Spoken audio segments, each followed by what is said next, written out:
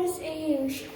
And thank you all for wearing your mask and sanitizer and washing your hands and stay safe from COVID-19. Thank you for your hard work, guys. And I was wearing my mask and I was washing my hands and I'm not sick. And thank you again for your hard work.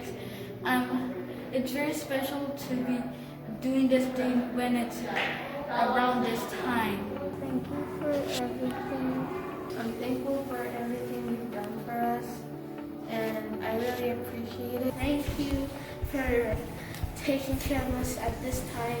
I hope you know that we believe in you, and please keep strong. And just know that we're also trying our best so you guys can have your time. Our community-based team has much to be proud of in the last year. Here are just a few of those achievements. Our team was able to pivot and support matches to successfully connect with one another virtually during the COVID-19 pandemic. Our staff provide fantastic weekly lists of ideas and activities that matches could do together online. These things included online tours of zoos and aquariums, fun online games, group scavenger hunts online, painting, and much more.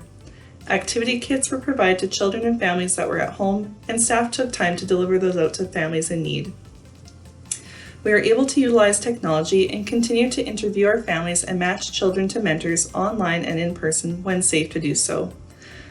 During the summer, we were able to relaunch for allowing mentees and mentors to see one another in person within our COVID-19 guidelines. Many children and families were incredibly grateful for this opportunity, as their littles had not seen their bigs for quite some time. We continue to follow all of the government regulations and continue to pivot as needed. We saw some amazing donations that we're able to give out to our families and children, such as Roots clothing donations, Bell smartphones, Oral-B electric toothbrushes, and our staff team provided ongoing support and check-ins to families needing resources and referrals during these challenging times. And although we couldn't host a holiday event like we have in years past, through our Toy Mountain campaign at Christmas time, we were able to provide gifts to the families during the Christmas season. There were many smiles as our staff delivered these gifts safely to our families throughout the city. We are so happy to see our mentors continue to connect with their mentees safely and our staff support the matches in the best way possible.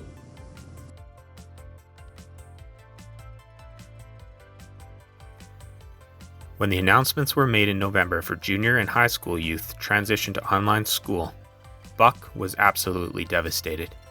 A month and a half later, we really saw the impact that it had on him. During December and the first week of January, Buck did not attend club programming. Staff called his mom to check in.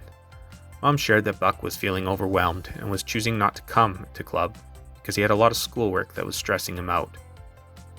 Staff shared with Mom that the club was there to support him and would be available to help him with his homework. Mom shared that as long as Buck was in online school, he did not want to leave his house. The second week of January, children and youth would return to in-person learning back at their schools. Buck was at the club that very first day. Buck shared that he needed help with his homework. A staff member sat down with him one-on-one, and the results were shocking. Buck had 5 assignments overdue. When asked what happened, he shared that he just could not keep up with his online schooling, and he also felt awkward to ask his teachers for help.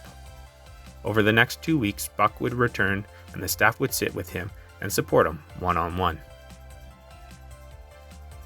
Buck is now all caught up with his assignments and is now focusing on assignments that are due the next week rather than ones due the week before. Buck is looking ahead, not looking back.